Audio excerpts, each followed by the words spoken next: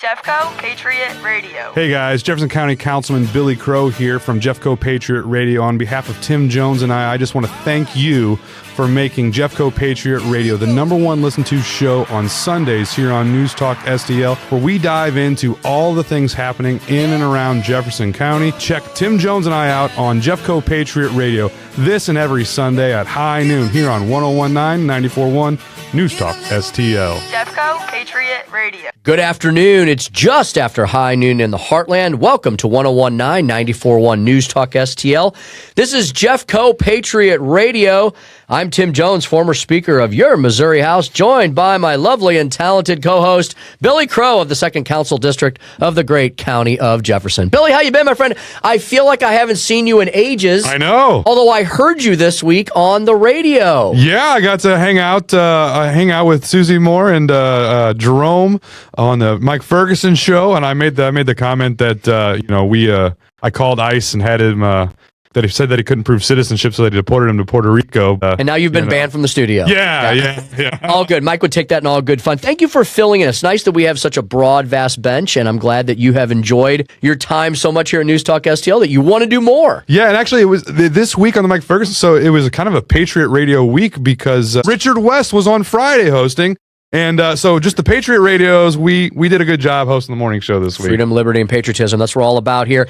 If you missed any of those programs that Billy was just regaling us about, you can catch all of our programming wherever you find podcasts. We podcast everything and then some here. So whether you podcast on Spotify or where else do you find podcasts, Billy? Yeah, iTunes, Apple. Yeah, wherever you get your podcast, you just go in, you type the name of the show, right? So JeffCo Patriot Radio, St. Charles Patriot Radio, Mike Ferguson in the morning, Tim Jones and Chris Harps. You subscribe to that and do all that. You can also do that on our app, right? So you go to the app, you download the News Talk STL app. It's fantastic, and you can carry us with you in your pocket all around the planet. Your phone is now your radio, folks. All the cool young kids know this and are doing it. You should as well. In the future, Billy, you know how I was traveling. Boy, was I traveling over this last week. Some of it I want to talk about. Some of it I never want to remember ever again. I got caught up in the whole, what was it called? Snowstorm fern or fern bush or something? It's called tree. I don't know what it was. But I was in the southern lands. Don't feel sorry for me, but do feel sorry for me on my trip back because I went from sunny southern Georgia, the island, and Jacksonville into the frozen wasteland of Washington, D.C. on, when was that? Wait, was that the weather or is that just the politics? Both. Well played, my friend. And that was, I guess that was Monday night. I was supposed to be back in St. Louis Sunday. Those flights all, forget about that, gone. And ended up back in D.C. Monday night, watched the board go from green to yellow to all red. Ended up being stranded in D.C. for the night, which is fine. I know the town very well. I have family, I have friends there, but it was late. It was like 10 o'clock, 10:30 at night. Got a hotel room in a place I was familiar with. I literally did planes, trains, and automobiles. I was in the plane. I jumped on the metro, and then I took an Uber back to the airport. So I did planes, trains, and automobiles. I finally got back on a different airline. Thank you, Southwest. I'm an American guy, but it was American't Airlines.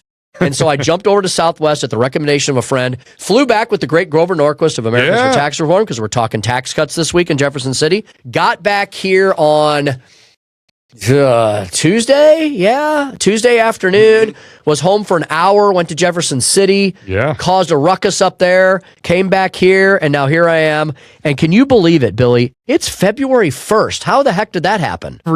Every week it's faster and faster. We just got done doing the 12 days of Christmas, and here we are in the month of love. Billy, don't forget the wife. I haven't. 13 days from now. That's right. Okay, you and I need to remind each other about that so we don't get in trouble. Hey, we got a great show coming up here today. Billy, we're gonna talk. So, I can't believe this too. 1 year plus into JeffCo Patriot Radio. I remember we just did this last year. We are going to highlight all of the local city council races, like local races, the races. April election races. Yep. Who we highlighting today?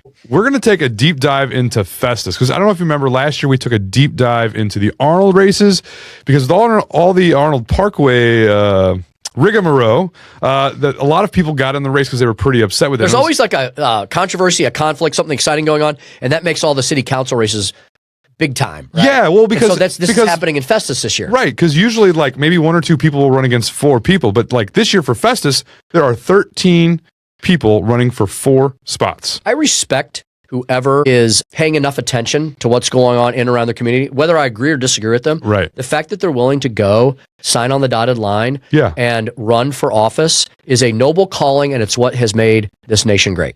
Yep. And just like Arnold, this Festus has an issue that is the driving issue behind all of the commotion. And that comes down to data centers. Festus is the epicenter right now of the data center conversation in Jefferson County. And some of those folks are running because they want to run. And we're going to have actually one of them coming on, Tim Bennet. He ran last year when data centers weren't even a thing, and he's trying another run at it. But there's a lot of folks that are running at it just because they want to try to stop data centers. And this is a fascinating issue because it's a local issue. That is a national issue. That's a global issue. That is an international issue. Yes. That is a local issue. Right. Yeah, because look, if you have one of these gizmos in your pocket, the supercomputer that could power NASA these days, and you like the fact that you have a supercomputer in your pocket, or you work on computers at home or work or whatever, guess where all that power and computing, Billy, I think some people don't realize there's really not a cloud. Right. There's really not. The cloud is the data centers. Right. It's a big gray box in someone's backyard. And so the data centers, which have been around for decades. Now they're more ubiquitous because we need them to be more prolific. Right. And so we got to put the data somewhere in order to keep powering the United States of America. And I personally, I'd rather have American data centers than communist Chinese data centers. And so it's a big topic. It's a big issue. But there needs to be also, I do understand the other side of the coin. Sure. About with any project, right? Any project, it's got to be done properly, responsibly. It's got to have the right support structure around it. It's got to have the right guardrails, blah, blah, blah, and so forth. This happens with everything from back in my day on the Eureka City Council, back before I ran for the State House, it was, Billy, believe it or not, a lavender farm. A lavender farm? The lavender farm became the most controversial development in not a subdivision, a lavender farm. And people, pitchforks and torches, I was on the side of wanting the lavender farm to happen. And I had some neighbors that were ready to just, burn the house down, maybe burn my house down. And then a year later, the lavender farm became the most beloved thing in town, and people came up and actually apologized to me and said, wow, that was the best thing ever. So, well, kudos to them, right? Yeah, and it's funny because a lot of times it's the old Winston Churchill saying, the only thing we have to fear is fear itself. That's right. And so we'll talk about that in our second segment with Tim Bennet. And then? The third segment with Dan Moore. Okay, both running for Festus City Council. And they're running for the same seat in Ward 3. Oh, well, there you have it. Before we get to all that and more, Billy, it was a very busy. It was a short week, snow day on Monday, but session kicked in on Tuesday afternoon. They had some committee hearings, full day on Wednesday, and then I think they wrapped up things on Thursday evening, if my memory is correct. And the two big, controversial, exciting, interesting topics of the week were tax cuts and the state of the judiciary. Tax cuts. We had the first hearing in the House. Speaker John Patterson carrying the big global, shall we update and modernize the Missouri income tax code, which has not been reviewed in a holistic way since the 90s. Billy, a couple things have changed since the 1930s. A little bit. We're not on the gold standard anymore to begin with. Like maybe television. Yeah. So, and then some. So there's going to be a multi-stage phase out of this project. So this year, Governor Kehoe said, I want to ask the people of Missouri if they think that we in the government should update and modernize our tax code with an eye towards eliminating our state's income tax. Right. So that's what's going to happen this year. Now, there will be some of the, so-called devil in the details discussed this year, but primarily the governor wants to put that question to the people to see if the people want us to want their legislature to do this. Right. And then if that mandate is obtained, then we'll get down to the nut cutting and all the hard, can I say on the radio? All the hard stuff that come into the nuts and bolts of a massive tax system overhaul. Yeah. But you can imagine that everybody's going to be wondering whose ox is getting gored. Right. The lobbyists are, they're waiting for all that money to roll in because they're going to be doing a lot of work. Maybe they're the only ones that'll come out. They are. Secondly, Billy, the Missouri Freedom Caucus had a big victory this week. Did you hear about this one? The state of the judiciary happens every year. Yeah. When those smart elitist people in the big black robes, just ask them, prance over to the Capitol and give the legislature what for in the state judiciary address. Okay, maybe I'm a little tough. I saw a Facebook post that maybe there was some filibustering happening. There might have been. The court, the Supreme Court of the state of Missouri, last week threw out one of the biggest accomplishments of the Republican supermajority last year, Senate Bill 22. We talked about that a lot. Yeah. That, yes, it did take away some of the power of the court, which the legislature has the right to do. Right. And it gave some of that power on rewriting ballot initiatives to the Secretary of State. Now, wouldn't you think that the Secretary of State, who's the chief elections officer in the state, should have something to do with writing ballot language for ballot propositions? A little bit. Well, the court apparently didn't like that, and they threw the whole thing out because they said there was one amendment added on by our good friend, Senator Nick Schroer, the chairman of the Missouri Freedom Caucus, which allowed the Attorney General to intervene in these ballot cases. So I don't understand how that was not germane or how that was a violation of the single subject rule. They threw the whole thing out because of that one amendment. And that made the legislature a little upset. I would say. This was the straw that broke the camel's back. Because, Billy, there has been a succession of decisions that have come before the Supreme Court over the last, dare I say, 5 to 10 years, where it appears to me, what do I know? I'm just a simple country lawyer from Eureka, a recovering politician and attorney.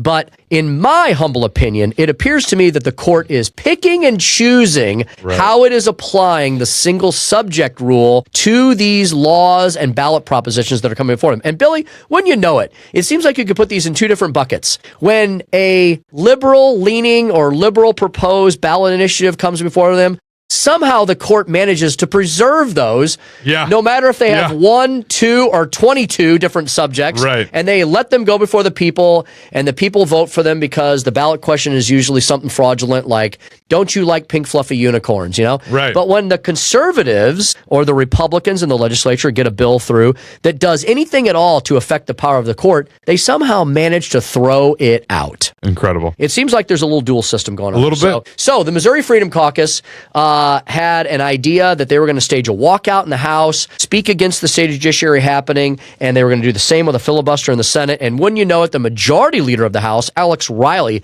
who's going to be the next speaker, he agreed with the Freedom Caucus and said, I don't want to hear from these judges this year. He canceled the entire state of the judiciary and said, shame on you, creatures in black robes. You need to do and be better. You know, that's pretty incredible, and kudos to you guys with the Freedom Caucus, because not that many years ago, it was you guys are just a bunch of rabble-rousers, and we're gonna gavel you down, and now here you guys are, where the future Speaker of the House is like, no, we're with you on this one. Setting the agenda for the week where leadership in both the House and Senate agreed with the Missouri Freedom Caucus that the legislature pretty much didn't want to hear anything from the judiciary this year. So I hope that cooler heads prevail and they get together on this, but the court needs to have a uniform system of application in deciding whether something is single subject or not. They can't apply a double standard to things they don't like versus to things they do like. Right. I hope I explained that in layman's terms. Well, I mean, it's just like ref in any sport. You got to call a ball and a strike, no matter what color the sweater is. Amen. All right, Billy, I understood that there was a kerfluffle over the last couple of weeks. Oh, my You goodness. and Chris Arps got everybody up in arms with all kinds of, as you mentioned, Facebook drama. Yeah, so real quick here, this is going to be the final word on this, unless someone needs to instigate more. Chris and I had this back and forth with someone who called us effeminate, called us sexist, and I made what I thought were true statements, and they actually are true statements about what she was doing as the president of the Women's Federated Club. And I talked about how she was keeping certain women from being members. And so we got some clarification. In the past, there were specific examples where Cecily Williams and Cindy Buckeye Courtway, both at one time or another in the House, were given their dues back and said, sorry, you can't pay. Now, that has been chalked up to some misunderstandings, and Miss Ann Maloney is back at it saying, hey, guys, I want you to be a part of this group. Why don't you come join? So cooler heads are prevailing. I'm still a little butthurt about being called a sexist, and I know Chris is too, but you know what? Let's water under the bridge and let's move on to the next one. Well, maybe we can figure this all out and let bygones be bygones. Billy, I know there's a lot of other stuff going on that we really need to get to and perhaps have to go back to maybe next week. We had a county councilman resign. We've got judicial races. But before we go to our first break, I do want to let you plug a couple of very important events that are coming up, I believe, this coming weekend. It is. It's this coming weekend, February 7th. The Crystal City Farmers Market Vendors Meeting is happening February 7th at 3 p.m. It's already time to get talking about the farmers market. If you want to, if you're thinking about you want to be in the farmers market, you can get more information at 636-725-06. And then our beloved city of Kimmswick is having a special Valentine's Bingo Shopping Edition Saturday, February 7th from 10 to 5. And you can find more information out about that at shopkimmswick.com. Fantastic. When we come back, we're going to speak to a couple folks who are running for city council in the city of Festus. Tim Bennet joining us next here on JeffCo Patriot Radio, 1019 94.1 News Talk STL. JeffCo Patriot Radio. Hey, Jefferson County, this is Secretary of State Denny Hoskins, and you're listening to JeffCo Patriot Radio on 1019 94.1 News Talk STL. Now back to Billy and Tim. Welcome back to the first February edition, 2026, of JeffCo Patriot Radio. Yes, it is Sunday, February the 1st. You're listening to 1019 94.1 News Talk STL. And Billy, your people are watching us too now. They are watching us because we now have video on Facebook, Rumble, and YouTube. Oh, hello there in TV land. Yeah, fantastic. And we have been getting lots of clicks and eyeballs and views, and it's a video, it's a visual world. It is. And we appreciate people tuning in, watching in any way possible. You can download the podcast, and you can listen to us anytime, anywhere on the planet. All right, it is election season. I feel like every season's election season. It just keeps happening. It does. We have April elections that are right around the corner. I haven't even looked at my calendar, Billy. April elections this year are on, do you know off the top of your head? April 7th. April the 7th. The other Tim chiming in there, and it would be April the 7th. Tuesday, April the 7th. Billy, there's a ton of elections in the county of Jefferson. Let's get right to one of the biggest ones, one of the most active ones, and that is the elections for city council in the city of Festus. We have, I already like him because his name's Tim.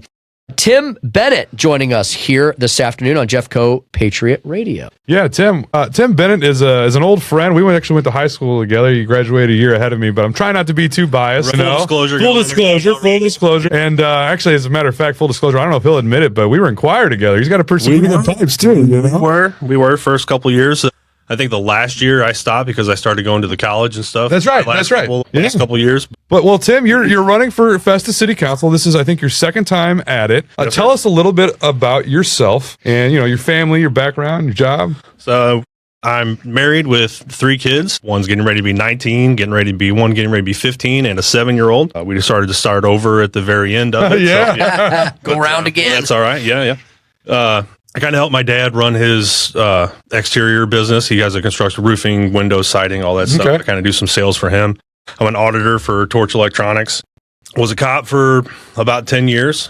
In the city of Festus? So I wasn't with Festus for 10 years. Okay. I was with Festus for about 3 years. Okay. Went to a couple different departments and then just kind of moved on from there. Went full-time with doing the other things with dad and stuff. Yeah. So like I said, this is your second year running. What made you decide to run in the beginning? Well, I live in Festus. My kids are growing up there. I wanted to be a part of making the decisions, helping the city grow. My oldest just graduated last year. Obviously, we're committed to the city. We want to see good things happen. We want it to grow. We want good development. There's nothing in the city right now for our youth to do, and I'd really like to see that changed. How long have you lived in and around Festus? Your whole life? So Hillsborough, we went to Hillsborough High, moved to Festus in 2005. And I've pretty much been there ever since. So you've seen a lot of changes over the last 20 plus years. Oh yeah, I remember when before Home Depot was even there. So I think it was a Buds at one point in time. Memory serves me correct. Before all of that good stuff. Actually, back in '93, we helped sandbag down there in the lower part with the flood, all that. Definitely been in the area. So what are some of your major campaign things that you're running on, right? Everybody's got something they're running on, and maybe it is data centers, but like I said, you were running before data centers. Yeah, what's making you what drove you so passionately to actually go and sign up again to run for election? Well, so last year, like I said, we're committed to the city. We want the city to grow. There is, again, nothing for our youth to do. We have the why, and unless you're a member of the Y, you don't go there.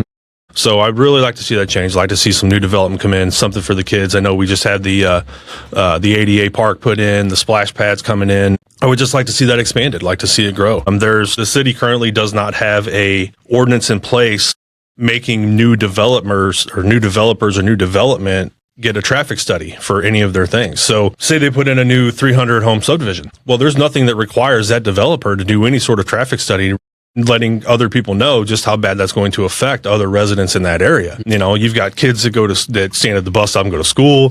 You got to make sure they're going to be protected, right? So I'd like to see that kind of be addressed. There needs to be, oh my gosh, I'm sorry. So, well, you mentioned development issues, and I noticed from the notes here that Billy provided me that you're currently on the City of Festus Planning and Zoning. Yes, sir. Committee. How long have you been on that? So this is what my have first. you learned about development from that? So this is my first year on it. After I ran for council last year and didn't make it, I applied for the sit-ins. There was an open spot, so I applied for that and was put on it. A lot of the things that the city does, obviously, has to go through planning and zoning first. Any new developments goes to the zoning board. Now, obviously, we're just a recommendation board. We can't make any vast decisions, but we look at the information and we give whatever our recommendation would be. For the data center, when it first came out, I think, to start off, I think this whole thing could have been handled completely different. The city could have came out in a whole different way. It was bang, bang, bang, right after the other, and everybody felt like they were left in the dark. There was no information given, no anything. And when you don't have any information given, people go out and find it themselves, and unfortunately, they find bad information. What, if anything, did you know about data centers before this project came to light? I know that the only thing I knew about data centers was I paid $299 a month for extra cloud storage. That was about the extent of my expertise. Have you learned more since then? I have. Okay. I have, yeah. I've done a lot of research. Again, unfortunately, the P&Z kind of got thrown under the bus with this thing because, again, we put an ordinance in place for data centers. And then now... The city did? The city. Okay. Yeah. So the city puts in an ordinance for data centers, right? Describing what a data center is. And then literally within the next month, we're zoning for a potential data center. Well, how long has this been going on? How long have we been talking about this? So that's where I definitely see a lot of the frustration with the city. And I would like to see the city be more clear, more open. Nothing illegal was done. Obviously, with the sunshine requests and all these things, nothing illegal was done. However, I feel like it could have been more out front, So other than that, I mean, that's... So a big word that gets thrown around in situations like this, you talk about clear, the word is transparent. Everybody talks about transparency. When you hear that word, what does that make you think of? Well, I mean, exactly what that is, right? Everything's got to be transparent. Everything's got to be brought to the front. We can't withhold certain things. We're going to talk about certain things, but we're not going to talk about this until later. No, it just needs to be just a flood of information. Let people go through it. Let them see what's going on. Let it be heard. That's one of the other things that I think is a big problem is our city hall is very small. It only accommodates a certain amount of people. We know this is a hot button issue. Why do we not accommodate? Why do we not allow other people to come in? Why do we not move it? And I understand security, all the other things, right? But you've got to give the opportunity for people to be heard, people to be seen. Those things, let them sit in on the conversation. Because when you close the doors, we don't close the doors, but when you have to stand outside the breezeway and you can hardly hear what's going on, that's not fair to anybody, right? And they feel left out. That's a problem. So the city put into place an ordinance for data centers, right? Right. If one were to be proposed. When did the city vote for and approve that ordinance? If you recall. Oh, you're going to put me on the spot. Was it last year? Was it 10 years ago? Yeah. So it was just actually at the end of last year. Okay. So it was they did the ordinance, right? So within the last year. Okay. Yes. Since then, has an actual data center project been proposed for the city of Festus? No. There's been no drawings. There's been no development, anything that has been proposed to the city. It has just been and we go back to the zoning part of it, right? So we had these group of people that say, we want to sell our property to this person, which is a developer for data centers. Who might propose a data center. Right. Okay. And nothing says it hey, we're going to put a data center there. Now, let's read between the lines. That might be what's going on behind the scenes. Right. Because we've all heard all the rumors and stuff. Right. Yeah. Let's read between the lines here. That's all they do is build data centers across the country. So looking at it, yeah, it's probably going to be one. Is it 100% going to be one? No, because we don't know. We have no user agreement. There's no information about it.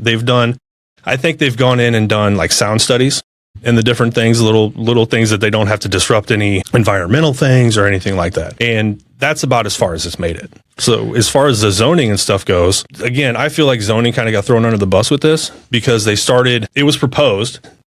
They're like, okay, we're going to propose, we want to zone this piece of property industrial. Okay, for what? Well, a data center. Well, where's this coming from? Right? So initially, in total, the zoning was to be zoned industrial, right? That's what they were asking. So that's all we did. We zoned it for what the ask was, not necessarily what was going to happen after the ask. Right. So when it comes to things like, your development and zoning issues, like where do you stick with property rights, right? Because there is the question of like this developer those sellers had the right to sell their property to a developer. That developer now owns the property. He's got the right to develop it, to make money if he wants to make money, right? Or she. But then you also have the neighbors next to them that are very much worried about their property rights because they're worried about sound, they're worried about light, they're worried about it just being ugly. Yeah. Right? They're worried about their property values. Now, we can have a conversation about whether those are valid claims or not. But when you look at things like that for property rights, because that's one of the things you're going to have to deal with on the city council, how do you make those distinctions? With that, I ultimately, they bought the property.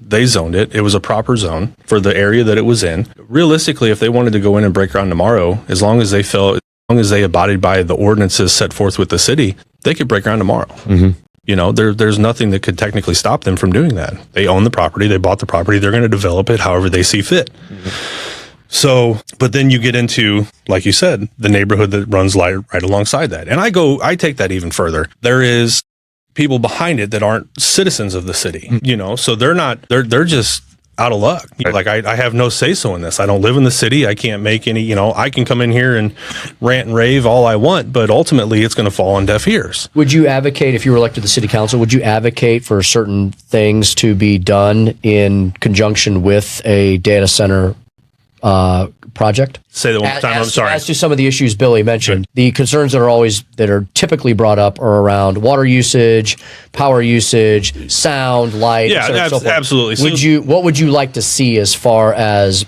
guardrails or safeguards put around a project? So a part of the ordinance that was done by the city kind of gives some of that protection, right? So it cannot be 60 decibels at the property line, which if you look at the property proposed and where they're looking at putting it, there's natural ridges, there's natural sound barriers that will deaden all of that sound. You're not even going to see it unless you really try to see it for the most part. If they're not abiding by these ordinances, the city inspector or the city can go down and shut them down right there on the spot.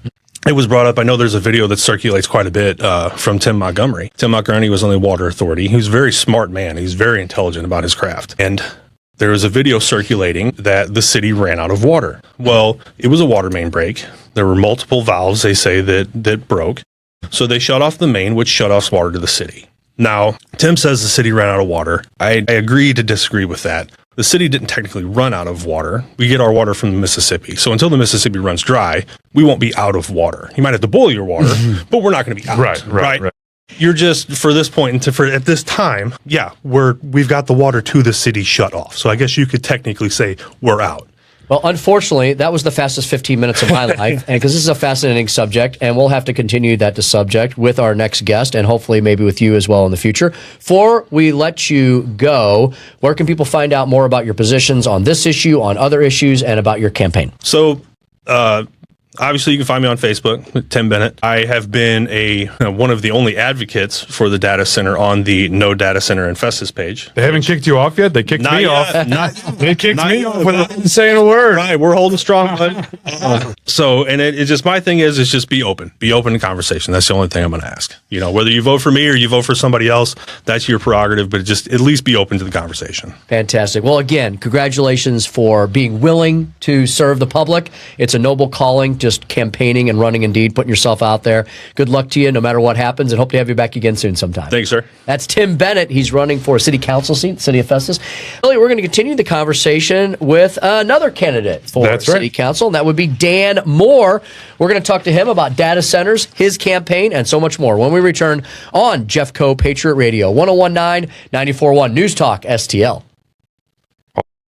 Hey JeffCo, this is Jim Avery from Avery Injury Law. We're personal injury attorneys that specialize in car wrecks, dog bites, semi-truck crashes, or really anything that happens that's not your fault that results in an injury. At Avery Injury Law, you can trust us to help you when you have to fight with the insurance companies. Don't battle them alone. Choose your friend, Jim Avery from Avery Injury Law. I'm not afraid of insurance companies. Let me fight them for you. Contact us at 314-549-5600 or averyinjurylaw.com. Welcome back to JeffCo Patriot Radio. It's Sunday, February the 1st, 2026. First month of the year in the books. Now we're into month 2, and this is an exciting time indeed because we're back into campaign silly season, Billy. Election season indeed. Tuesday, April the 7th. I believe that's correct. Yeah. So I don't do math. I just talk for a living. That's about 2 months from now. It's coming fast. And we're talking city council races. And then after we get past the April elections, we're going to shift our focus to the state level races. That's right. The congressional races. We got a state auditor's race. We're going to have a boatload of ballot initiatives. Yep. Which I can't stand unless the legislature puts them on. I'm sorry. I just think these citizen-led initiatives are not citizen-led anymore. They're funded by out-of-state left-wing billionaires. But anyway, that's a subject for another day. We've been talking data centers. We've been talking city council. We've been talking Festus.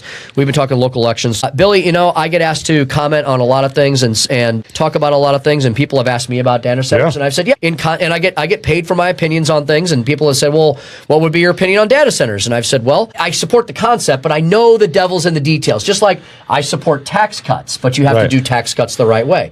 So I'm more than happy to help with the data center mission of making sure we have data centers and don't rely on the communist Chinese. Yep. So I'm more than happy to assist with that. But I also understand the concerns of local communities because these are going up all over the place, all over the country. I live a stone's throw from Jefferson County, and I think there's one proposed right near my neck of the woods in Eureka, and so on and so forth. So it's going to be a hot topic now and into the future. And there's a lot of other topics to talk about. And a lot of this,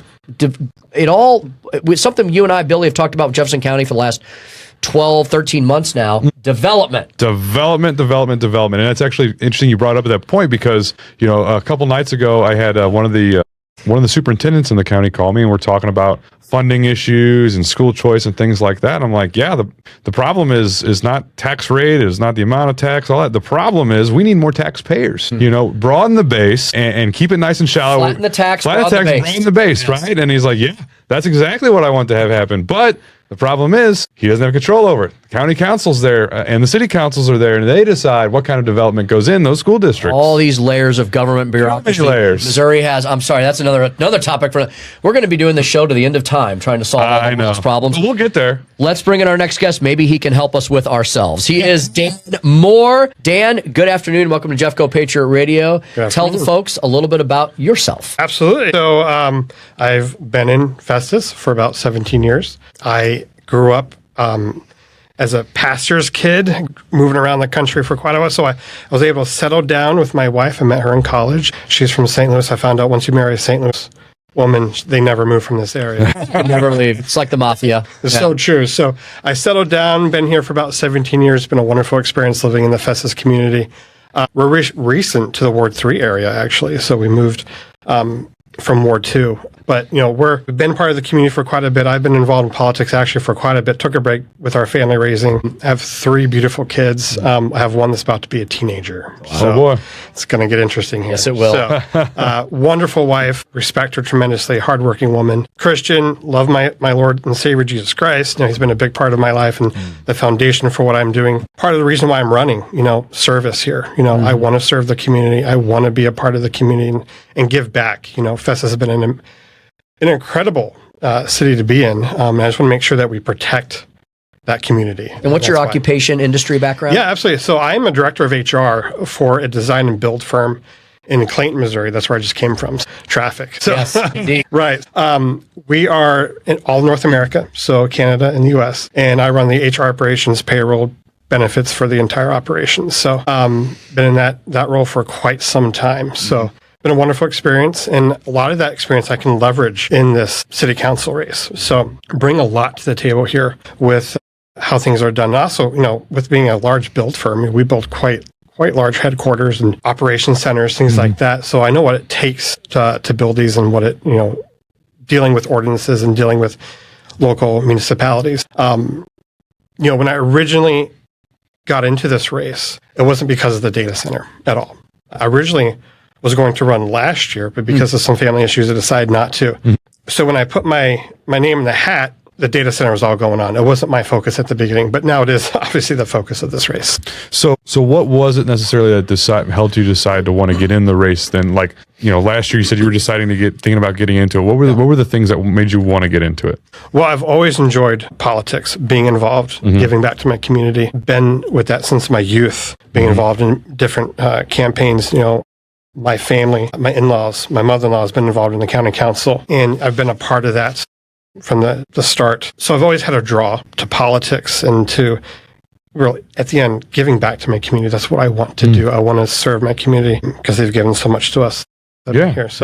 So you talked about this a little bit about how you feel like your occupational background kind of gives you some advantages as far as qualifications go, but talk a little bit more about why you feel like you're qualified and a good fit for the city Festus council member. Absolutely. Well, dealing with HR and payroll, and I deal with quite a bit of, quite a number of budgets, large processes, being transparent is a big part of my job. And that's what I am really focusing on as one of my main points of my campaign is transparency. I have to be above board with everything I do in my position. I have to set that example at work and for our culture, legal issues. So I can bring a lot of that, that transparency, that ease and making sure everyone's brought to the table at the end of the day. And that's what I do. I bring people together to solve a lot of those issues. Subject of data centers. Where are you in general in this big wide world of development as to data center complexes? Absolutely. And what you've seen and learned along the way up to this point? Well, there's a lot to learn, right?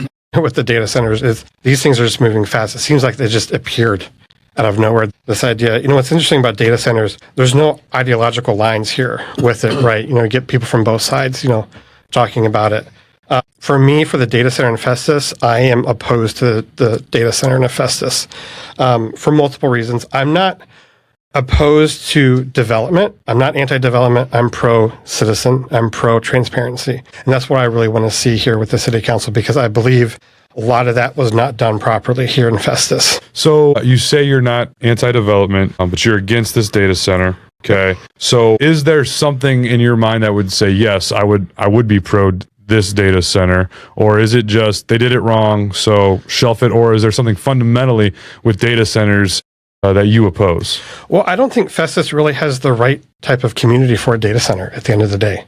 I don't think we're built for that. We don't have a large industrial zone or a park or anywhere like that where we could put a data center in. I think maybe if we took more of a regional approach to this and looked at areas that could better suit a data center than Festus being right up against other subdivisions, multiple subdivisions. That's really my focus. Is it the right fit in this city? And it really isn't at the end of the day, in my viewpoint. So where do you, let's talk about property rights then, right? You've got these developers, they're buying these lots, they want to develop it. How is that? You don't really get industrial places until something's zoned industrial, right? And so, do you feel that the citizens have the right to co-opt and deny these developers their right to develop that land? I absolutely believe in property rights, 100%. But I think how this was done just left a really bad taste in everyone's mouths, right? It seemed like, and it was done behind doors, secretively. The Sunshine Law request that brought out a lot of the emails and paperwork with this really revealed that things were being done in a shady way, which didn't set a good tone with the community at the end of the day. Like, what are they trying to do? Why are they trying to hide this and trying to get this done so quickly? I'm open to conversations and being open to different ideas. I'm not going to be one that's going to tear down the system and just trash talk and try to get that through by opposing the data center. At the end of the day, there might not be anything we can do, right? Because property rights, yes, I do respect those. The steps leading up to this should have had more community involvement. We should have been able to voice our concerns and stop this potentially from being zoned, the data center for going in. Is there anywhere in the city limits of Festus that you think would be a proper location for a data center? If not, do you think that there is, from what you know of the county of Jefferson as a whole, is there maybe a better location in the county that would be a better fit for a data center? That's a great question. I think there are some places within the county that we could do it. I was listening to you earlier. It's data centers, we need them. Obviously, right. For, we're on our phones all the time, right? They are needed. It's a necessary evil, like we would say, right? I'm sure if we took a holistic view with the county, where could we put them to make the least impact on communities? and residents within the county, I'm sure we could find that. But Festus right now, I really don't see that. We're a fairly small community, in the size of area. We're in a big county, obviously, and I'm sure there's other areas we could put it in, but Festus is not the place. So it sounds like your 4 data centers just in someone else's backyard. No, not quite, but we need to bring the community in these conversations. I just recently reading an article that the city of Wildwood is having a forum, not quite a town hall, but a forum to discuss data centers. That should have been done from the get-go. Yeah, I'm wondering if maybe the approach to this has been a little backwards, or maybe cart before the horse. 100%. Like, I'm wondering, like, maybe somebody goes in first and says, okay, we're going to have data center night or data center month or whatever, and we're going to talk all about that. Because honestly, there was some of these concerns, I think it's that whole fear itself kind of thing. There was a bill last year that went through the Missouri legislature, Senate Bill 4. I honestly wasn't a fan of the bill because of basically its top line metrics, because it was all about utility companies and it was doing stuff for utility companies. But apparently there was something in that bill I was unaware of. And in that bill, there are guardrails that the state has actually put into place as to the water and the electrical usage issues that now all the utilities are going to have to comply with. But I bet I didn't know that until a few weeks ago. I bet most Missourians don't know that either. And so maybe everybody needs a seminar level course in what all this entails, what it looks like, what it sounds like, and what it does in a community. I think that's a great point. We had Greg Camp on the show, the city administrator, a couple months back, and he flat out said, like, hey, the PR, we miffed it. We missed. It was a swing and a miss, right? So I think that's a great point. That's one of the things, not to promote myself here, but on the county council, we've been doing go. All right. We've been doing, I think, a great job of that. Like, we even had lawyers that work for the Public Service Commission zoom in and tell us, this is how these rules are going to apply. This is how it's going to affect, like, these worries, like, because of this law and how this is going to happen and how judges have already talked about it. This is ironclad and your utility rates are protected. And so having those conversations on the front end, like we're trying to do, and unfortunately Festus didn't do, may have saved Festus from a lot of their heartaches. See, if Bill and I ran the world, things would be fine. Always. Again, we had the fastest almost 5 minutes in radio. So before we completely run out of time, Dan, any other issues you'd like to bring to the fore besides this big issue? I'm sure there's other things you're interested in. And also tell the folks where they can find you and learn more about you. Absolutely. So, yeah, the data center is obviously center here. But, it's beyond that for me too. Focusing on the basics within Festus, improving a lot of our, things that, I guess, trash service, water, electricity, all of that within Festus. Focusing on the basics is a big foundational part of any city, right? I want to make sure we do that right and responsibly for our citizens. Transparency was a huge one. Smart growth, we talked about, is another big one for me. But having those conversations are really important. So, okay. And where can folks find you? On Facebook, Dan Moore for Festus, Ward 3. Fantastic. Billy, maybe one of the fastest shows we've ever done. Yeah. We'll have some more in the near future. Folks, we're on video, we're on audio, we're on the app, News Talk STL. Hope you enjoyed these discussions. There's a lot going on in the county of Jefferson. Billy, thanks for handling everything in my absence. I'm going to be with you for the next few weeks. All right. We'll get through this together. And thanks for filling in throughout the week. Folks, make sure you check out all of our weekday programming as well. Billy and I will be back next week with another jam-packed show. Don't forget your favorite bedtime. We'll talk about that next week and more on JeffCo Patriot Radio. I'm Tim Jones. He's Billy Crow, 1019, 94.1 News Talk STL.